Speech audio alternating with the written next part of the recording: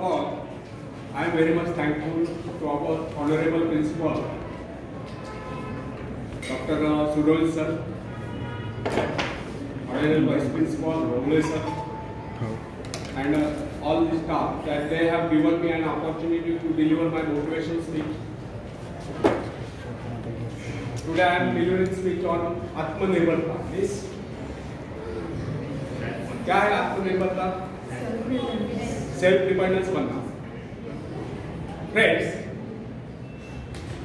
आत्मनिर्भर बनने की क्षमता वास्तव में हर व्यक्ति को, परंतु बहुत ही कम लोग ऐसे होते जिन्हें अपने ऊपर विश्वास हो।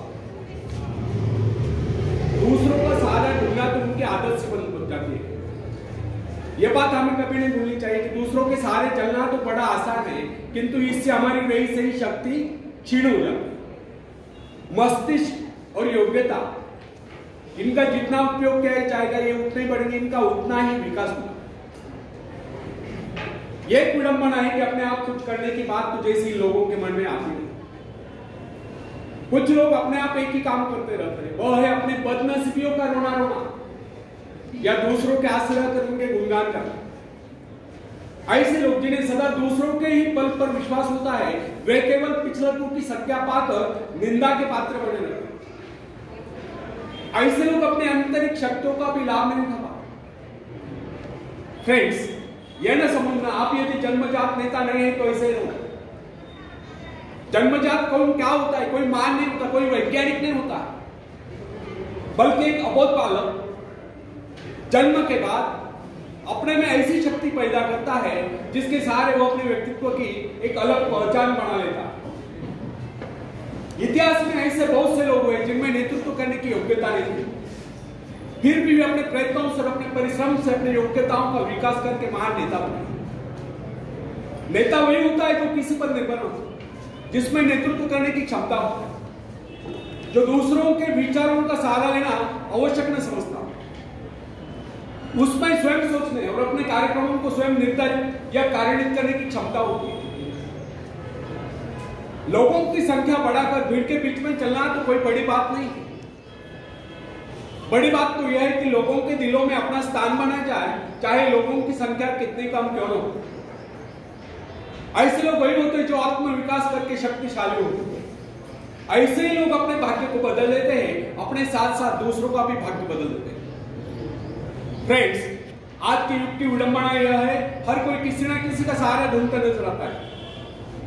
किसी को अपने धन का सहारा लेना पड़ता है, तो किसी को अपने मित्र का, कुछ तो अपने वंश पर ही खुले नहीं समझ। ऐसे तो बहुत कम लोग होते जिन्हें अपने ऊपर पूरा विश्वास हो। दूसरों की शक्ति पर जीने वालों का एक मनोज्ञान यह भी होता है कि ऐसे लोग सदैव किसी न किसी के दोषी ठहराकर अपना पक्ष बचाने का अवसर ढूंढा करते हैं। वास्तविकता यह है, इस प्रकार की आदत कायर प्रकृति की परिचय है। आत्मनिर्भर बने, आत्मनिर्भर बनने की आदत डाली। आदत का आरंभ उस समय होता है जब एक बच्चे को उसका पिता कोई विशेष कार्य करने को कहता है तो वो संतुष्ट नहीं होता, लेकिन जब वो अपने ढंग से उसी कार्य को करता है और उसे पूरा करने के लिए संघर्ष कर विजय प्राप्त करता है तो उसके चेहरे पर खुशियों की लहरें थिरकती नजर आती है। इस प्रकार की विजय की भावना उस बालक को शक्तिशाली बनने का एहसास दिलाती है। फ्रेंड्स, स्कूल की शिक्षा या कॉलेज की शिक्षा केवल व्यक्ति की व्यवहार कुशलता और योग्यताओं की वृद्धि नहीं करती, ये तो व्यक्ति के हाथ में औजार थमा देती है। इस औजार का सही इस्तेमाल करना आदमी को स्वयं ही सीखना पड़ता है। हेनरी वार्ड बीचर अपने समय का एक महान विचारक, अपने बारे में कथा सुनाया करता था। जब मैं बच्चा था तब मुझे किसी तरह से आत्मविश्वास की शिक्षा दी गई। मुझे ब्लैक बोर्ड के पास भेजा जाता, मुझमें शंका और संदेह होने का रोक था। मेरे टीचर मुझे बार बार ये कहते कि इस पाठ को अवश्य पढ़ेगा। उनके स्वर में काफी क्रोध हुआ करता था। उनका यही कहना था कि हमें केवल प्रश्नों के उत्तर चाहिए। यद्यपि उन शिक्षकों का यह व्यवहार कठोर ही प्रतीत होता था, किंतु इतने सारे बच्चों को सीधी राह पर लाने के लिए उनका यह व्यवहार उचित ही था। और इस व्यवहार का नतीजा था कि 1 मास से भी कम समय में, विदिन अ मंथ, मैं उन सभी सवालों के जवाब निकलने लगा जो मुझे सबसे कठिन लगता है। एक दिन मुझे ब्लैक बोर्ड पर एक सवाल करने को कहा गया। जैसे मैंने सवाल कॉल किया, टीचर बड़े कठोर अंदर में बोले बिल्कुल गलत। अब मेरे बच्चा उन्होंने किसी दूसरे छात्र को बुलाकर उसी सवाल को हल करने को कहा। उसने उसी तरीके से सवाल किया जिस तरीके से मैंने किया था। मेरा उसका जवाब एक था। फिर टीचर उसकी पीठ थपथपाकर बोले, शाबाश, तू तो इस सवाल को हल करने में सफल हो गया। अब मुझसे रहा नहीं गया, मैंने तुरंत ही खड़े होकर पूछा, सर यदि इसका और मेरा जवाब एक है, सुलझाने का तरीका एक है, फिर आपने मुझे डांट कर गलत क्यों कहा? तब टीचर बोले, यह बात तूने पहले क्यों नहीं कही जब मैंने तुझे गलत कहा? फ्रेंड्स, केवल पाठ को याद करने से कोई मतलब नहीं। हमारे भीतर यह दृढ़ विश्वास होना चाहिए कि जो कुछ हमने याद किया उसे कोई काट नहीं सकता। इसे ही आत्मविश्वास कहते हैं। और जिनमें ये आत्मविश्वास होता है वही तर्क दे सकता है, वही बस यानी कि चर्चा कर सकता है। लेकिन जिसे स्वयं अपने ऊपर ही विश्वास न हो, वह क्या तर्क करेगा? उसके तो अच्छे कार्यों को भी अगर हमने गलत कहा तो उसे समझ लेना होगा, हो सकता है वो गलत हो। फ्रेंड्स, मनुष्य को भ्रम होता है कि अकेले काम करने से अच्छा किसी दूसरों की सहायता लेकर काम करना होगा। लेकिन अपने ऊपर विश्वास करके पूरी लगन से अगर कार्य को किया जाए तो उसमें सफल होने की आशा 2 गुनी हो जाती है। हर महत्वाकांक्षा का अर्थ होता है अपनी शक्तियों का परीक्षण करना, लेकिन दूसरों की नकल करने, दूसरों पर निर्भर रहने से व्यक्ति में दुर्बलता ही तो आती है। शक्ति तो हमारे स्वयं की मेहनत करने से आती है। अखाड़े के पास बैठकर हम अपने शरीर को शक्तिशाली नहीं बना सकते, या दूरदर्शन पर एक्सरसाइज प्रोग्राम देखकर हम अपने शरीर को तंदुरुस्त नहीं बना सकते। इसके लिए हमें स्वयं ही व्यायाम करना होगा, स्वयं एक्सरसाइज करनी होगी। फ्रेंड्स, यदि आप जीवन में सफलता चाहते हैं तो इसके लिए आपको स्वयं ही प्रयास करना होगा, स्वयं उस रास्ते पर चलना होगा जो आपको उन्नति को ले जाता है। और रास्ता है आत्मविश्वास का। अपनी शक्ति को पहचान कर आप सफलता प्राप्त कर सकते हैं। मगर यदि आप ये सोचते हो कि संसार में कोई दूसरा व्यक्ति काम करे और सफलता हमें प्राप्त हो, वैसे कैसे हो सकता है? जो लोग बच्चों को इस प्रकार जीवन क्षेत्र में उतरना चाहते हैं, वे बिना किसी संघर्ष के, बिना कोई कष्ट उठाए आगे बढ़े, तो वे उनकी राह में कांटे ही बिछाते हैं। संतान को ऐसा बनाना कि वो किसी भी प्रकार के संघर्ष का सामना करने में अयोग्य हो, तो इसका सीधा अर्थ यह हुआ वे लोग अपनी संतान का भविष्य शुरू से बिगाड़ रहे हैं। संतान को सुख और ऐश के झूले में झुलाने वाले माँ बाप संतान के सबसे बड़े दुश्मन होते हैं। दूसरों की तो छोड़ो, वे उसे स्वयं को पहुंचाने की जमत या स्वयं को पहुंचाने के कष्ट भी उठाने नहीं देते।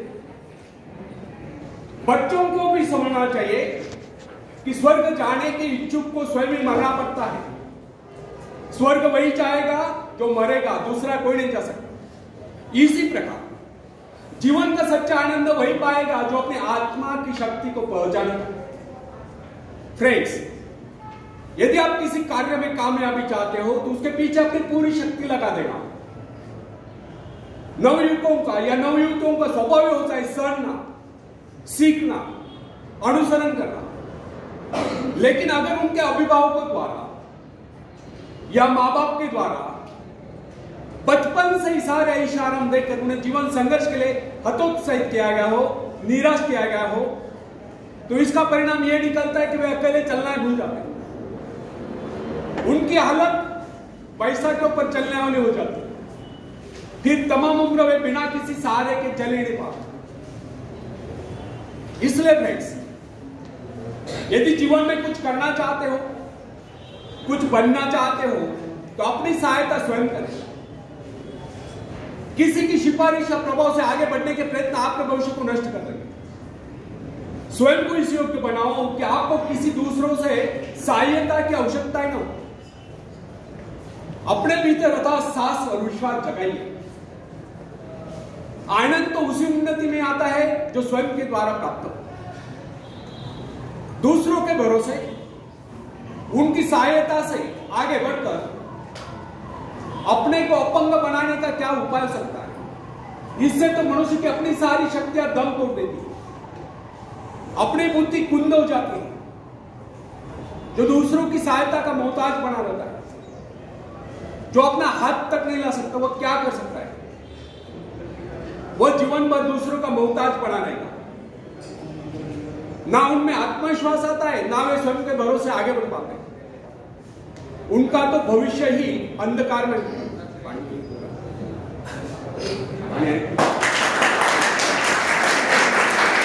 कंधे हैं, सुंदर मजबूत 2 हाथ है, जिसका वजन भी अच्छा है, जो सभी अंगों से युक्त तथा शरीर से चुस्त मस्त है।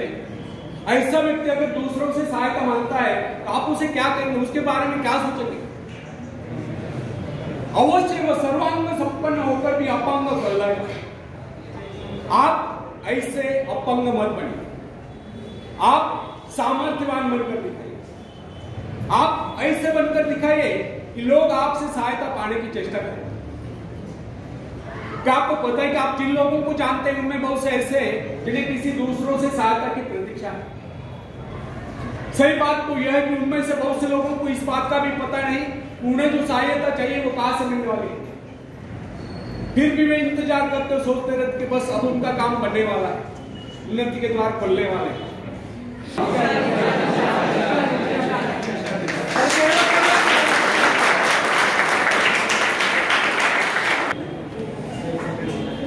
बिना मेहनत के तक तो ताज नहीं होते,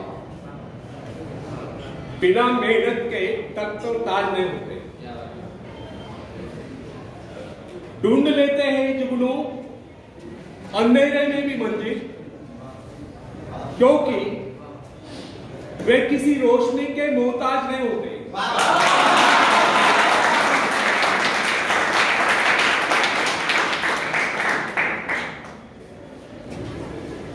तो फ्रेंड्स, एक बहुत बड़े प्रबंधक एडमिनिस्ट्रेटर का कहना है, मैं अपने बेटे को ऐसी कंपनी में नियुक्त करना चाहता हूं जहां उसे कठिनाइयों का सामना करना हो, क्योंकि इससे उसकी सहन शक्ति और कुशलता विकसित हो। यदि मैं उसे अपनी कंपनी में रखूंगा तो वह मेरे भरोसे बैठा रहेगा, हर निर्णय के लिए वह मेरा मुंह ताकता रहेगा, उसमें ठहरे हुए पानी की तरह सड़ा नहीं। आप सभी जानते हैं कि ठहरे हुए पानी पर मच्छर गुनगुनाते हैं, तो बहते हुए पानी पर राजहंस तैरते हैं। कितने सुंदर विचार थे उस व्यक्ति। अगर हर माँ बाप अपने पुत्र या पौत्र के लिए इस प्रकार के उच्च विचार रखते तो वे अवश्य उनके भाग्य विधाता बन जाते। जो माँ बाप अपने बेटों या बेटियों को अधिक लाड प्यार से बिगाड़ देते हैं कि बच्चा जब चाहे स्कूल जाए, जब चाहे छुट्टी कर ले, जब चाहे कॉलेज जाए, जब चाहे छुट्टी कर ले, जब चाहे काम पर जाए, जब चाहे छुट्टी कर ले, तो ऐसे बच्चे भविष्य में कुछ नहीं कर पाते, उनका तो भविष्य नष्ट होता है। अपनी शक्ति पर स्वयं ही भरोसा करना पड़ता है। अपने कार्य स्वयं करने वाले सफल होते हैं। इसी से मानव के चरित्र का निर्माण होता है।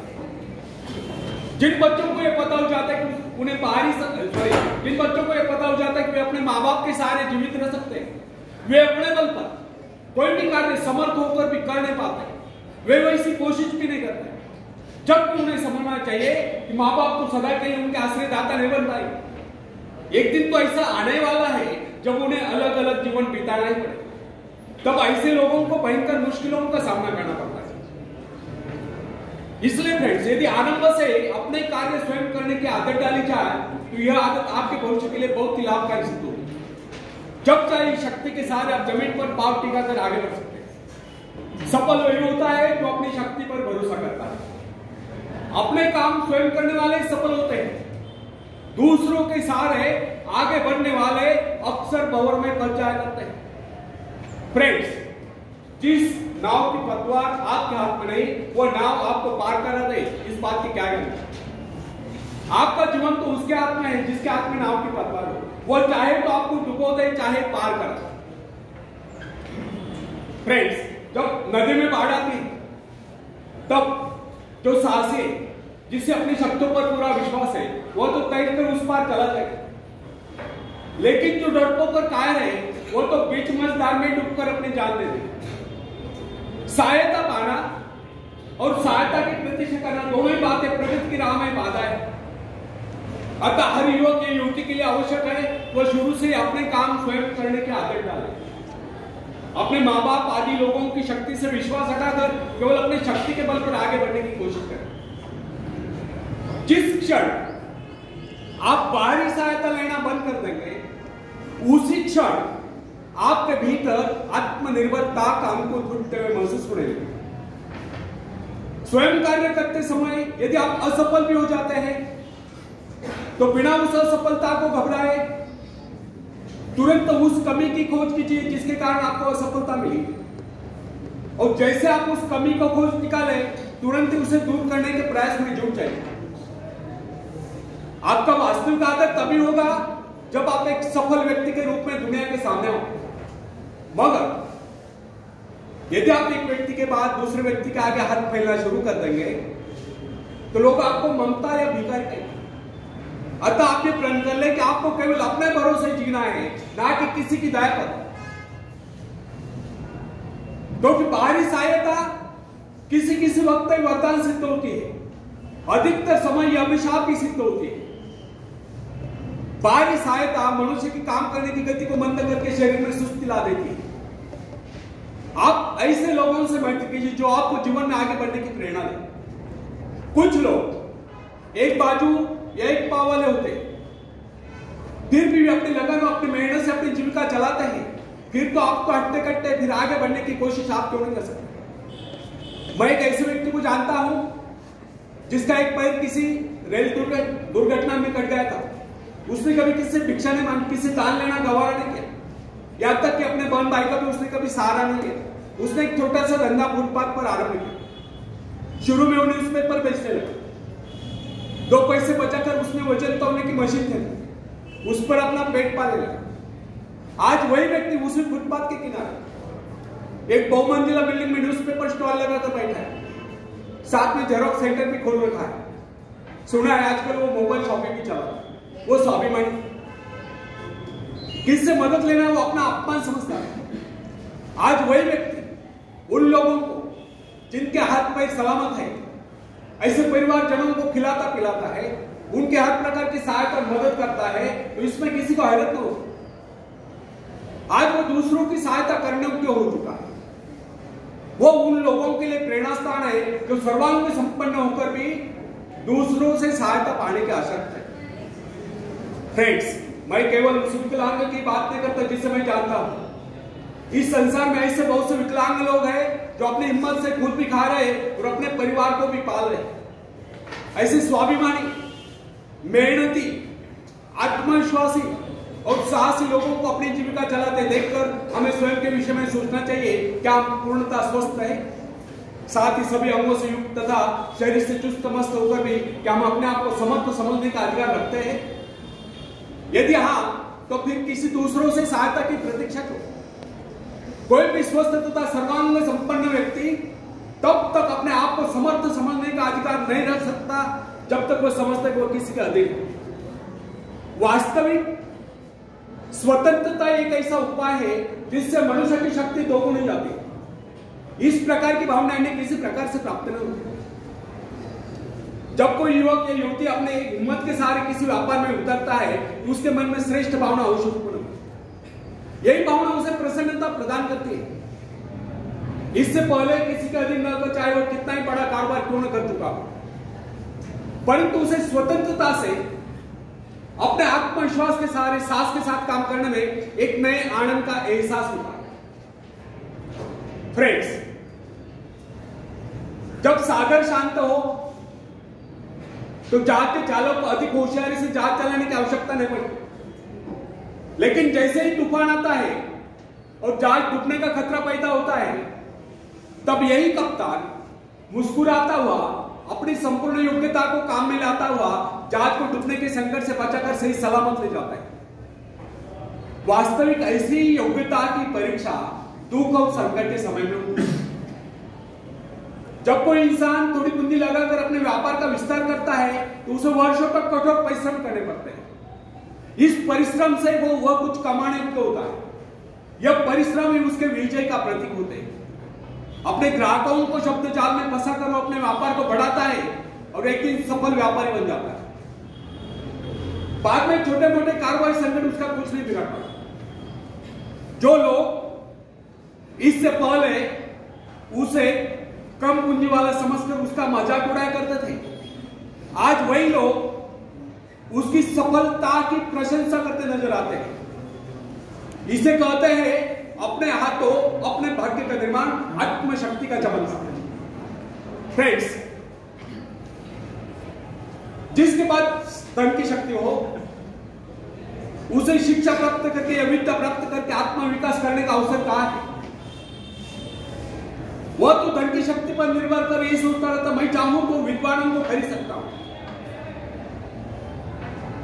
लेकिन फ्रेंड्स, जो विद्या प्राप्त करना सबसे जरूर समझता है वह रात भर अध्ययन करता रहता है, क्योंकि उसे पता है कि उसका कोई सहारा नहीं है। सहारा बनेगा तो वह उसका अपना स्वयं का ज्ञान। जिस आदमी को पता हो जाता है कि उसे बाहरी सहायता मिलना बंद हो गया है, वो या तो अपने पांव पर खड़ा हो जाएगा, गिर जाएगा। वास्तविक उस समय उसे बहुत ही कठोर परिश्रम की आवश्यकता महसूस होती है। असफलता के कलंक से बचने के लिए उसे अपने व्यक्तित्व की रक्षा करनी चाहिए। ऐसे लोग अपने आत्मविश्वास की शक्ति के बल पर दिन रात कड़ी मेहनत करते हैं और सफल हो जाते हैं। फ्रेंड्स, जब मनुष्य पर संकट की घड़ी आ जाती है, जब वह किसी भी तरह से अपनी जीविका चलाने में असमर्थ हो जाता है, तब कोई विरला होता है जो सफलता प्राप्ति के लिए खून पसीना एक कर देता है, ताकि उसे असफलता का मोह न देखना पड़े। संकट काल में ही तो मनुष्य की बुद्धि का पता चलता है। कई बार ऐसे अवसर पर ऐसी सफलता मिलती है जिसकी मनुष्य ने सपने में भी आशा नहीं की। वो स्वयं सोचने लगता है कि मुझे इतनी सफलता कैसे मिली। वास्तविक ऐसी शक्ति हर इंसान के भीतर छुपी होती है, परंतु वो उसे पहचान नहीं पाता। जैसे वो संकटों से गिर जाता है, वैसे ये शक्ति बाहर निकलकर उसकी सहायता करने आ जाती है। जो काम इससे पहले वह संभव समझ रहा था, वही काम पूरे हो जाते। इसका कारण यह है, जब मनुष्य का जीवन चारों ओर खतरों से गिर जाता है, तब उससे बाहर निकलने के लिए वो हाथ पैर मारना शुरू कर देता है, और इस संघर्ष से उसकी बुद्धि तेज हो जाती है, उसमें एक प्राकृतिक नैसर्गिक शक्ति आ जाती है। फ्रेंड्स, अपनी जरूरतों की पूर्ति के लिए संघर्ष करना हम सभी का कर्तव्य है। संघर्ष से तो हमें सफलता मिलती है। जिनमें संघर्ष करने की इच्छा ही ना हो, वो तो असभ्य और जंगली गल है। आवश्यकता तथा आवश्यक पदार्थों की दुर्लभता ही सदा से मानव जाति के विकास का कारण है। हर सभ्यता और संस्कृति का आधार श्रम और संघर्ष रहा। जो अपना लक्ष्य पाने में खो गया वही कुछ नहीं सका। कई वैज्ञानिक अपने साधना में लीन होकर अपने लक्ष्य को पाने के संघर्ष में जूझते रहे। उनके परिवारजन अभावग्रस्त होकर भूखे मरते रहे, परंतु उन्होंने अपने उद्देश्य को प्राप्त करके ही चैन की सांस ली। जब उन्हें सफलताएं प्राप्त हुई तो लोगों को उनके आविष्कार रहने की शोध बहुत बड़े आश्चर्य से प्रतीत हुई। फ्रेंड्स, आवश्यकता ही आविष्कार की चंडी, शोध की चंडी। ये जरूरत ही कमाल है जिसने मानवीय सभ्यता को कहां से कहां पहुंचा दिया। अश्मयुग से संगणक युग तक जरूरत की लक्ष्य का निर्धारण करते हैं। इसे पाने के लिए वैज्ञानिक तथा शोधकर्ता जी जान से जुट जाते हैं।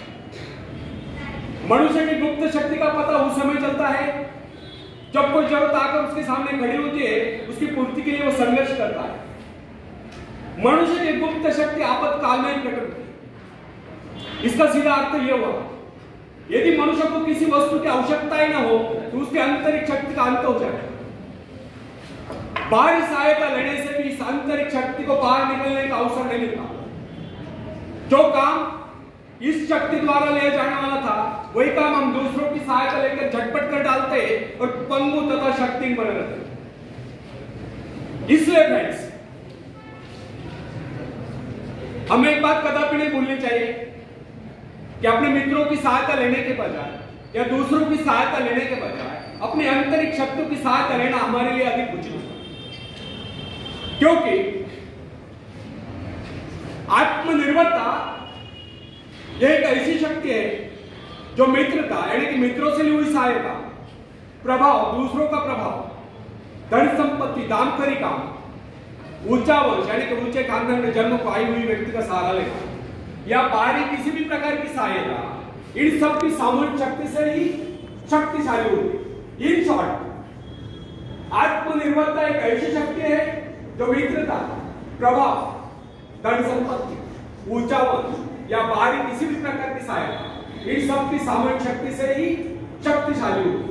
आत्मनिर्भरता की सहायता लेकर मनुष्य भीषण से भीषण बाधाओं को भी पार कर जाता है, भयंकर कठिनाइयों पर भी विजय प्राप्त करता है, बड़े से बड़े आविष्कार यानी कि शोध करने में भी सफल हो जाता है।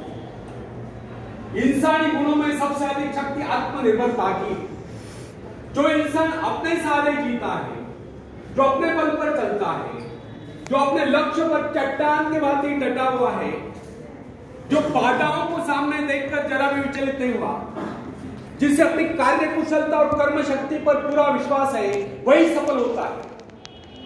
सत्य, पवित्रता और सुंदरता पर प्यार करना मनुष्य का स्वभाव है। जो व्यक्ति मौलिक विचारों के बल पर जीता है, जिसके कुछ सिद्धांत है जिन पर वह आरूढ़ रहता है, जो अपने उसूलों पर दृढ़ता से कायम है, लोग उसे आश्चर्य से देखते हैं, उसके अनुयायी बनने का प्रयत्न करते हैं, क्योंकि लोगों की दृष्टि में वो महान है। फ्रेंड्स, यदि आप भी महान बनना चाहते हो तो अपनी शक्तियों को पहचानो। ईश्वर ने जो शक्ति आपको प्रदान की है वो आपके भीतर छुपी हुई है, उसे जगाकर बाहर लाओ। यदि आप उसे जगाने में सफल हो गए तो सफलताएं आपके कदमों तले होगी और आप कामयाबी के शिखर पर होंगे। आखिर में हरिवंश राय बच्चन जी की कविता मैं सुनाना चाहता हूं।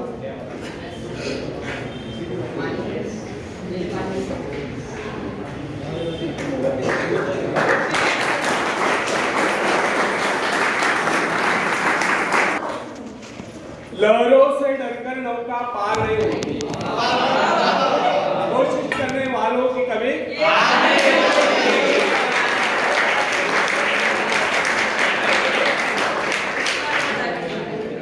एवढं मोठं अमिताभ बच्चन नहीं है। नन्ही चींटी जब दाना लेकर चलती है, चढ़ती दीवारों पर 100 बार फिसलती है। नन्ही चींटी जब दाना लेकर चलती है, चढ़ती दीवारों पर 100 बार फिसलती है। मन का विश्वास रगों में सांस भरता है, चढ़कर गिरना, गिरकर चढ़ना न अखरता है। आखिर उसकी मेहनत बेकार नहीं होती, कोशिश करने वालों की कभी हार नहीं होती। कोशिश करने वालों की कभी हार नहीं होती। डुबकियां सिंधु में गोताखोर लगाता है, सिंधु में भी समंदर, डुबकियां सिंधु में गोताखोर लगाता है, जा जाकर खाली हाथ लौटकर आता है। मिलते नहीं सहजी मोती गहरे पानी में, मिलते नहीं सहजी मोती गहरे पानी में, मुट्ठी उसकी खाली हर बार नहीं होती। कोशिश करने वालों की कभी हार नहीं होती, कोशिश करने वालों की कभी हार नहीं होती। और आखिरी पद आप सबके लिए बहुत इंपॉर्टेंट है, पूरे ध्यान से सुनो। असफलता एक चुनौती है, इसे स्वीकार करो। ए बेटा, पूरे ध्यान से सुनो, मेरी बॉडी लैंग्वेज समझ लो। असफलता एक चुनौती है, इसे स्वीकार करो। असफलता एक चुनौती है, इसे स्वीकार करो। क्या कमी रह गई देखो और सुधार करो। जब तक न सफल हो नींद चैन को त्यागो तुम, संघर्ष का मैदान छोड़कर मत भागो तुम। कुछ किए बगैर ही जय जयकार नहीं होती, कोशिश करने वालों की कभी हार नहीं होती। कोशिश करने वालों की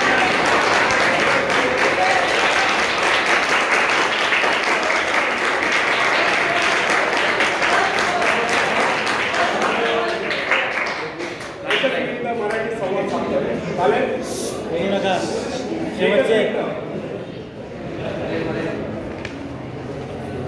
विवेकानंदांनी सांगितलं हे विश्व ही एक व्यायामशाळा आहे, आणि आपण येथे सर्व व्यायाम करण्यासाठी आलो. आपल्याला सर्वांना मल्ल व्हायचं असं त्यांचं सांगण्याचा उद्देश नाही. मित्रांनो, आपल्याला शारीरिक, मानसिक आणि बौद्धिकदृष्ट्या सक्षम व्हायचं. त्या दृष्टीने आपण प्रयत्न करा. शारीरिकदृष्ट्या सक्षम होण्यासाठी मिळेल त्या संधी कष्ट करण्याचे शोधा. शारीरिक श्रम करण्याचे संधी शोधा. दिवसातून एकदा शरीरातून घाम नितळला पाहिजे असे कष्ट करा. त्यातून तुमची शारीरिक क्षमता विकसित होती. त्यासाठी जिमलाच गेले पाहिजे किंवा जिम लावलं पाहिजे असं काही नाही. दुसरं, मानसिकदृष्ट्या सक्षम होण्यासाठी आपल्या मनावरती, आपल्या इंद्रियांवरती आणि आपल्या विकारांवरती ताबा असला पाहिजे. विकार कोणते थोडक्यात सांगतो. काम, कामना, इच्छा, क्रोध, लोभ, मोह, मत्सर, द्वेष, आळस, नैराश्य या विकारांना मनातून हद्दपार करा. नेहमी आनंदी राहा, उत्साही राहा, कार्यतत्पर राहा, सकारात्मक राहा. स्वतःला चांगल्या कामामध्ये व्यस्त ठेवा. त्यातून तुमच्या मानसिक क्षमता विकसित होते. आणि बौद्धिक क्षमता विकसित होण्यासाठी आपण ज्ञानार्जन करत आलो आहोत. चांगला अभ्यास करा. मनामध्ये एका वेळेस एकच विचार असला पाहिजे. शिक्षक ज्या वेळेस शिकवतात त्यावेळेस पूर्ण लक्ष आपलं शिकवण्याकडे असलं पाहिजे. त्यातून तुमचा बौद्धिक विकास होईल. अशा पद्धतीने आपल्याला शारीरिक, मानसिक आणि बौद्धिकदृष्ट्या सक्षम व्हायचं आहे. जेव्हा तुम्ही